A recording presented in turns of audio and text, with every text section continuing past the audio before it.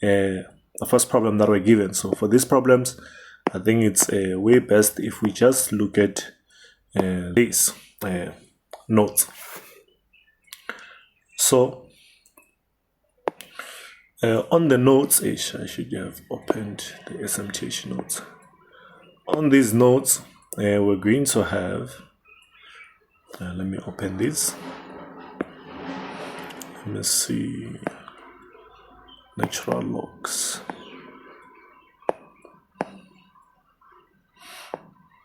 Yeah. On these notes, we're given the first example where they say if f of x, they said we must find f prime of x if f of x is equal to log 2 7x. We see, right?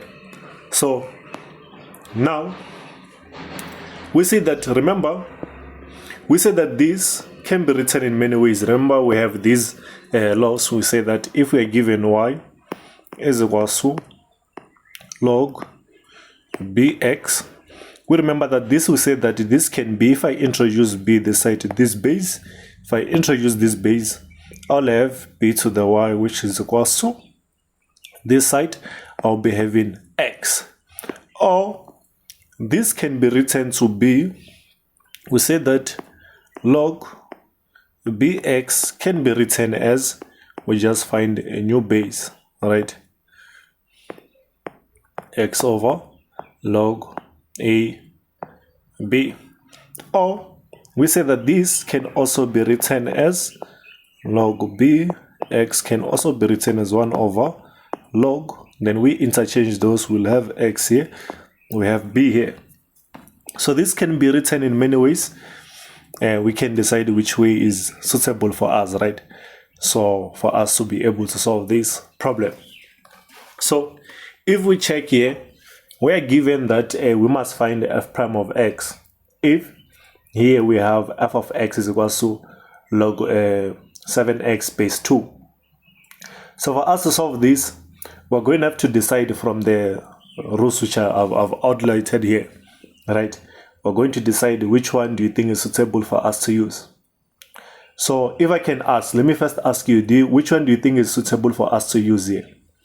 Is it this one, or this one, or this one? Which one do you think is suitable for us to use? You can choose any, the one that you feel like it's suitable for us to use. So we can use A. So I think what we can do, let's start with this one, right, to show that we understand. So we can start with this. We can just come and let f of x be equals to y, which will be equals to log 2 7x. Then we know that this will be 2 to the y, which is equals to 7x. We say, right? And if I decide to find f prime of x is the same thing as dy over dx. You say, right? So it means that I could introduce d over dx both sides, right? 2 to the y, which is equal to d over dx of 7x. We say, right? And this would give us, if I can write it up here so that we can see, this would give us, if I derive 2 to the y, this is what you must know about 2 to the y, deriving 2 to the y, right? If you derive an exponential function, you're going to have to keep it as it is, then you multiply by the derivative of the exponent. So that is how you're going to derive an exponential function, which this will be equals to, that side we derive 7x, we get 7. So this will be equals to, if I check here, this will be, if I derive this, I'm going to get 2 to the y times dy over dx, which this will be equals to 7, right? And this will imply that dy over dx is equals to 7 over 2 to the y. I'm sure we see this, right? So it means that if we put it in this case, this was going to be the solution. And what is 2 to the, and what is y? We know what y is also, right? We know that y is the same thing as this, log 2 7x, which is the log, and this is the log 2 7x, we say, right? And this, if we check now, this can be a log this log 2 log 2 7x. This would be that this was going to take off this, you see, right? If we were going to solve that, this is going to take off that, and we're going to have this, the log, this log will be taken care of, or we just keep it like that. So this can be, let me say 7 over, then we can drop this to say this will be 7 x times, this will be log 2 right? And then this can be the same as ln 2, and the 7 can take off the 7, and this will be 1 over x. But this one, if we use this, will be a bit difficult, right, for you to get what happened. So we could also apply the other approach. So the other approach that we can apply here is that we would use this one, right? We would use this other one. So let me just use the other approach.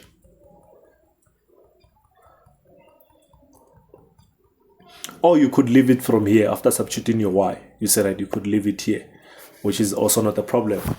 If you leave it there, if you feel like solving the other part would be difficult, then we can also use this. We can also change our function to this, or change our function to this. All right.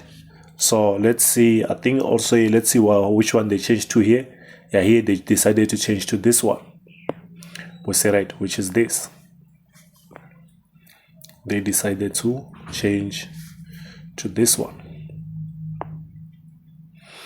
right?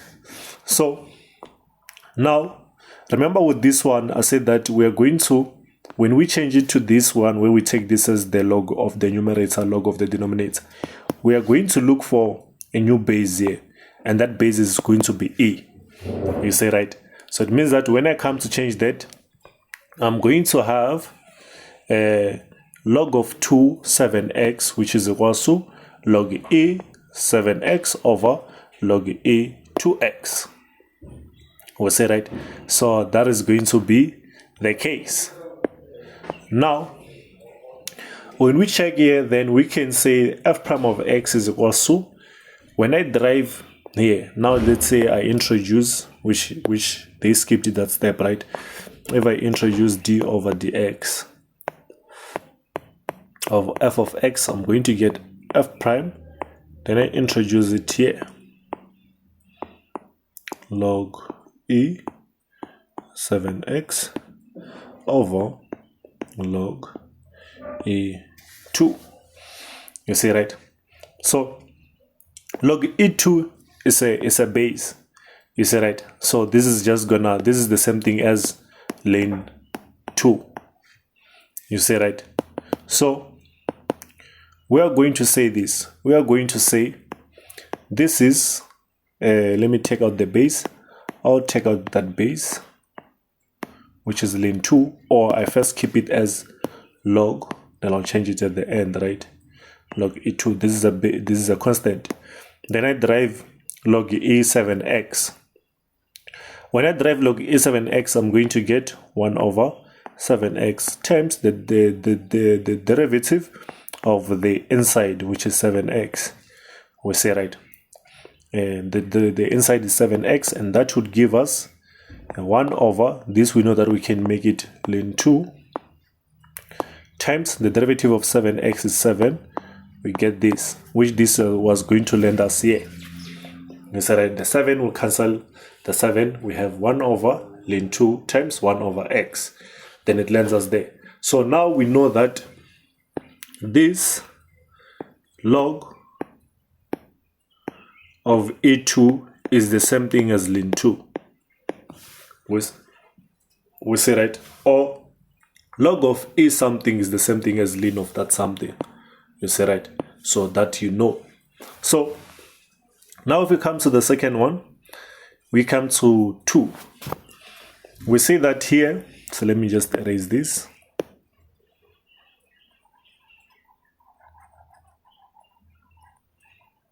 We see, let me also erase this. So it doesn't matter which one you use, right? You can use the two of them and still get to the solution, or the third one you still get to the solution. So it's up to you which one to use there.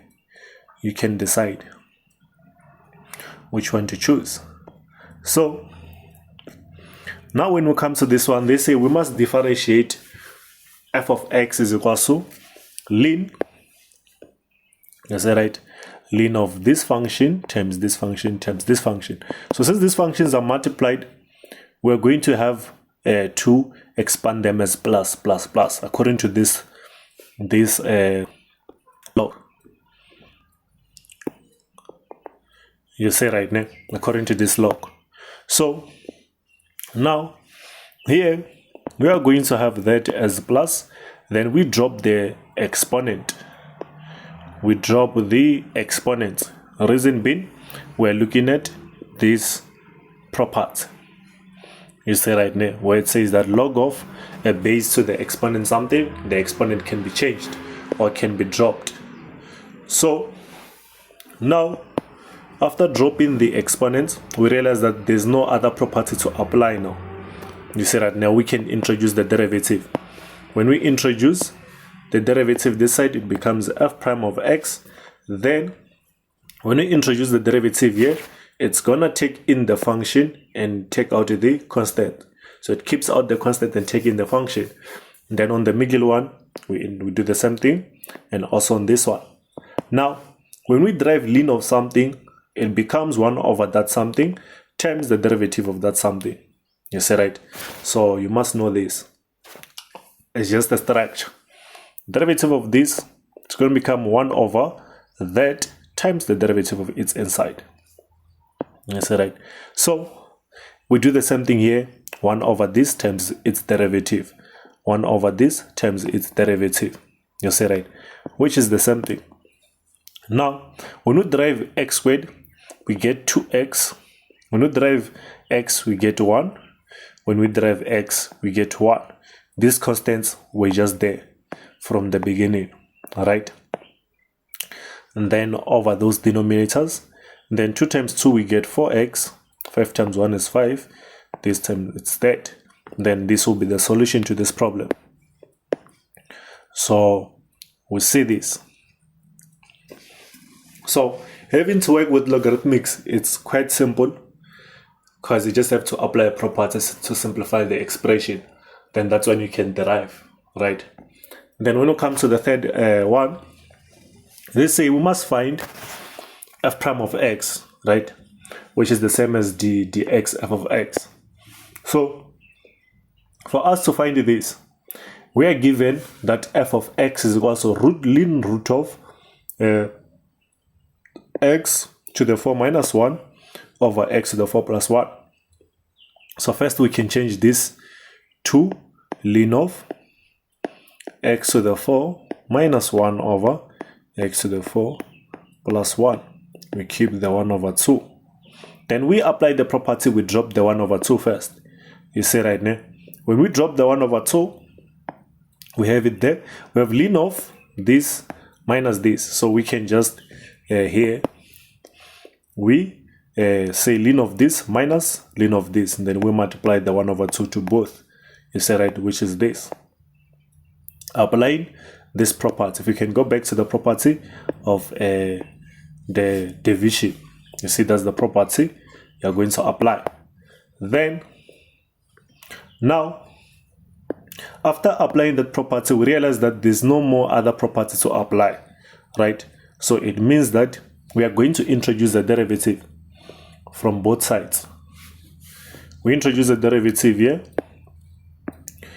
On f, we introduce derivative this side. When we introduce derivative on the other side, we take out 1/2. We derive. So we are going to derive this ln of x to the 4 minus 1. Ln of x to the 4 minus 1, it's going to give us 1/4 to x to the 4 minus 1, which is this, times the derivative of this, which is going to give us what? 4x to the 3. You see right now. And then minus the same thing, 1/2 over this when we derive it, times the derivative of the inside, which is going to also give us 4x to the 3. Now the 2 is going to take care of the 2 there. And then now we are going to have this function, right? We should be left with, if the 2 takes care of the 2, they will be left with 2 here, and the same here 2, which is this. Now then, we say that since we have looked at such conditions or such questions, we can now look at the exponential functions, because now we're looking at the logarithmics, and now we look at the exponential functions. Now when we come to exponential functions, we say that on the exponential functions, we're given a definition that they say they say that the function defined by f is equals to this will be f of xy such that y is equals to b to the x, b greater than 0, or b not equals 1. We say right. Then here we are going to have that if we check here, we know that b is not supposed to be 1, and also b is supposed to be greater than 1. So it means that when we come to the definition incomplete, we are saying here that this is the case where x is any real number, like we stated on the previous definition, and it's called an exponential function. So once we see this in that case, we know that this is an exponential function if we have a base and an exponent, right?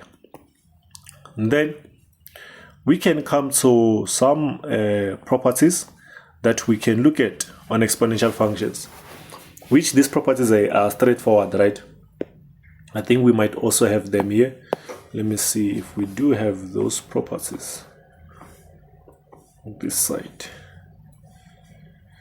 See, I might not have included them there. Yeah, but if we look at the properties, we're saying that properties of the exponential function are e to the x is always greater than 0 for all real numbers of x, right?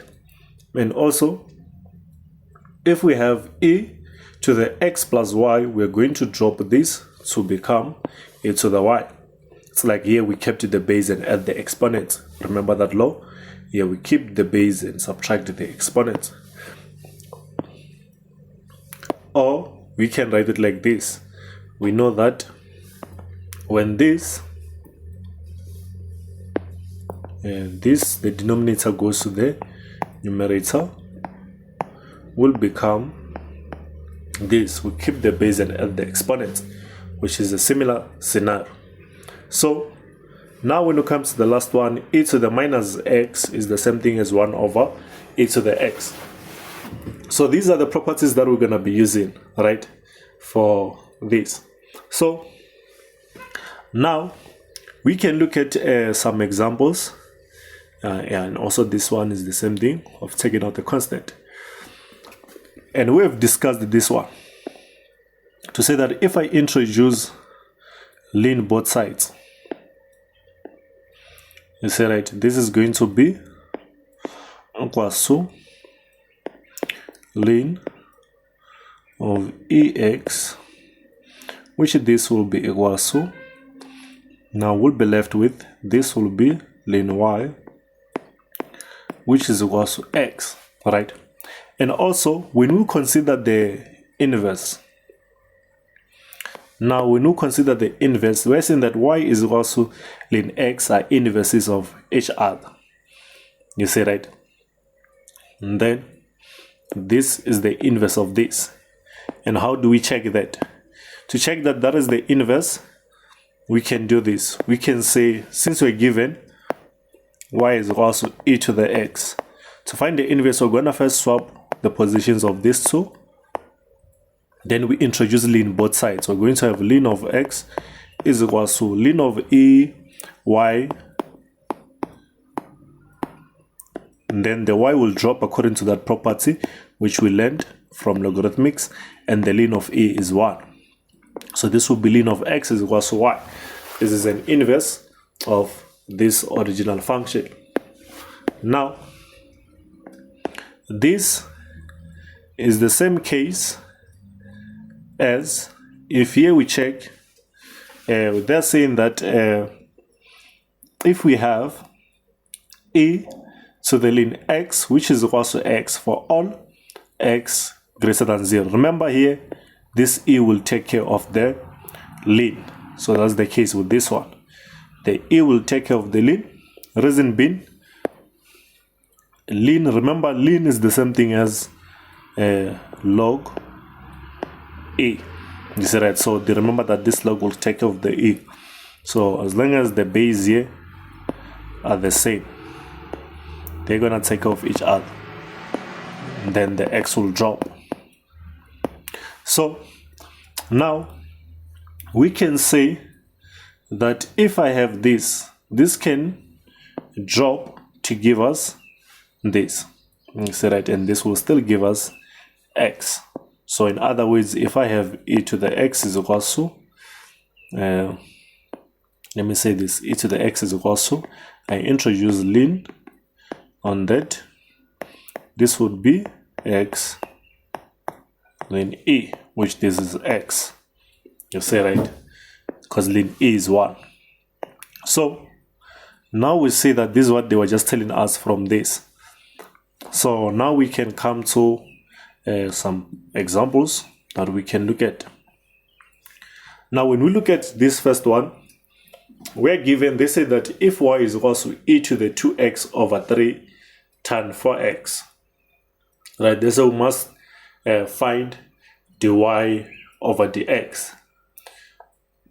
So for us to find dy over dx, we're going to say that I'm going to introduce d over dx both sides, right?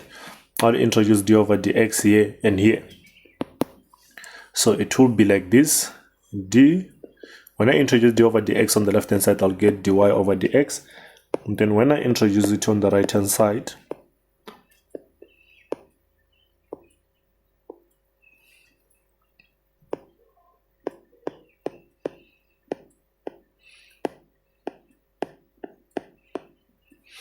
so this is just as normal derivatives right here. We're not using any logarithmic or we're not using any logarithmics, right?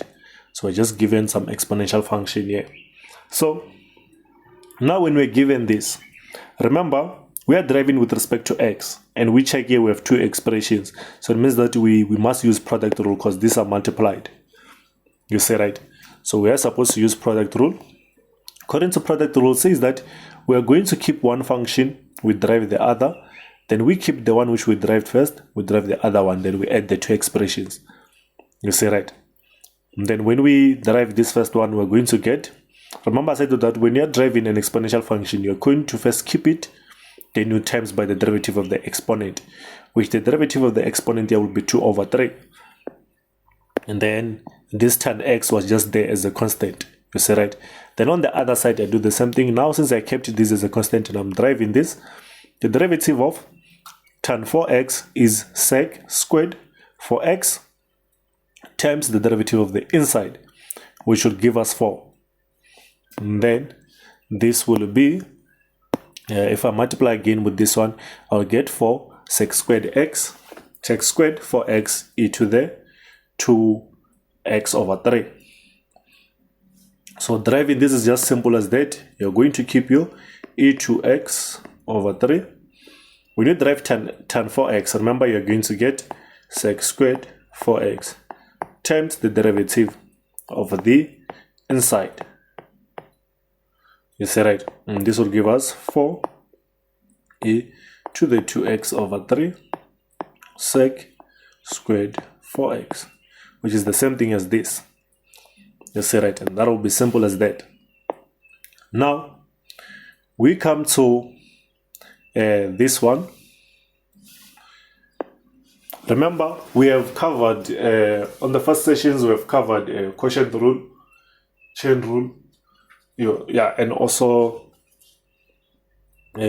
product rule. So it means that if you've been following through, you know what to do whenever you're given expressions that are multiplying each other and also expressions that are dividing each other, right? And then now we come to this one. Here they say that we should multiply. They say we should find f prime of x if we are given e to the x minus 1 over e to the x plus 1. We say, right? So it means that we must find that. So for us to find that, we are going to say that using quotient rule. Remember last time I said that when you're using quotient rule, you must know this. Let's say I have f of x. Let's say I write this function like this. Let's say this function is f of x is equal to h of x. This is, okay, let me re-enter there.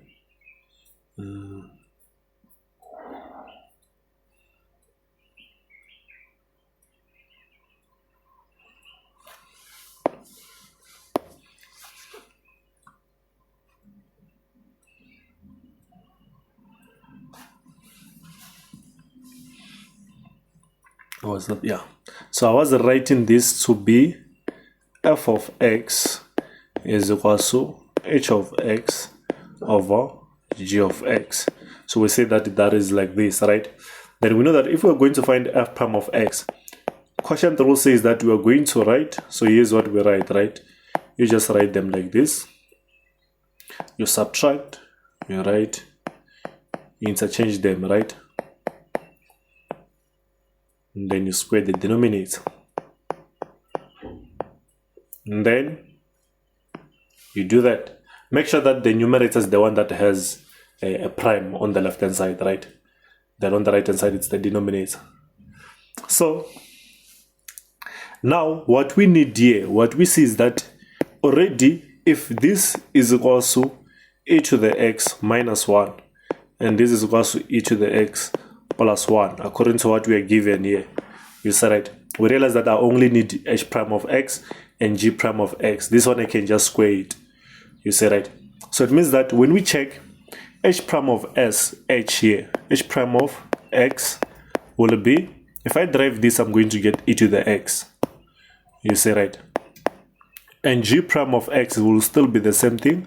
I'm going to get e to the x. So when I come to the formula, I'm going to plug that h prime of x is that, then this is g prime of g of x. You see, right? G of x is this. So when I plug back, I'm going just to get this. This is g of x. This is h prime of x. Here, this is h of x, g prime of x. You see them, right? Then here, just square g of x. So from there, you just simplify. Simplifying, I'm sure it won't be a problem. So you can try to label this as you like, so that they can be easy to solve, right? So the aim is to get it right. Now, simplifying, we're going to get this, right? E to the x times e to the x is going to give us this, so that we keep the base and add the exponents. And then this is going to cancel this, and e to the x plus e to the x is 2 e to the x, and then we stop there. And then we look at this one. We say that now we are given this. This is a derive 3 to the sine x. Remember, first to derive this, we can do what? We can say this is, since I have this y is also 3 to the sine x, I can introduce lean both sides.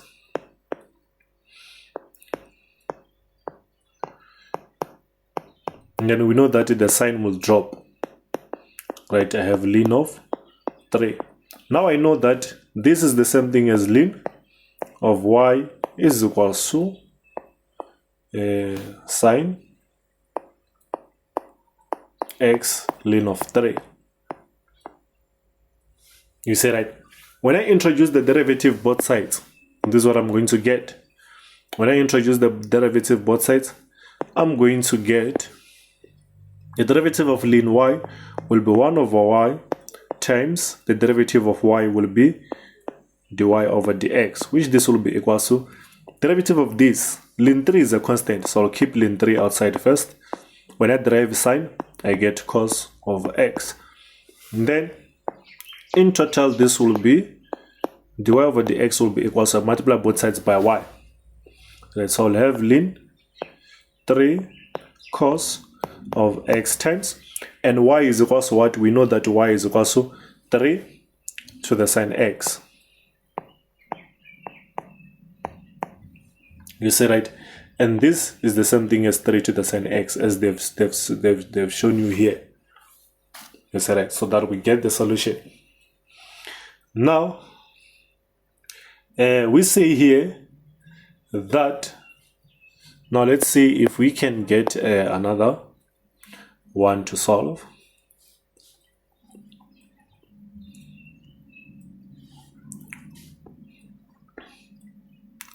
Yeah, it means that yeah, this is the solution. You see, right? The same solution. So it means that, yeah, so now we have this exercise, right? So here's what I want you guys to do.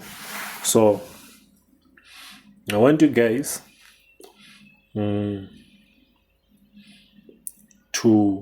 do these exercises, right? So I'm gonna say you can do as much as you like, but then the ones which I'm interested in this one. So I'm interested in A. So let me just do this. I'm interested in A. I'm also interested in C. I'm interested in D, F, and also I'm interested in G and I. Yeah, I'm interested in these, right? If you guys can do this, then I'm sure that you'll be good to go. So yeah, then it means that the next session that we're gonna be doing will be from logarithmic differentiation up until inverse trig functions. So we'll do both of them, inverse trig functions, logarithmic differentiations, and so on, right? So we'll do until the trig functions. Yeah, this on the inverse functions, right? So on your next test, for sure you'll be writing about this. So you need to know them.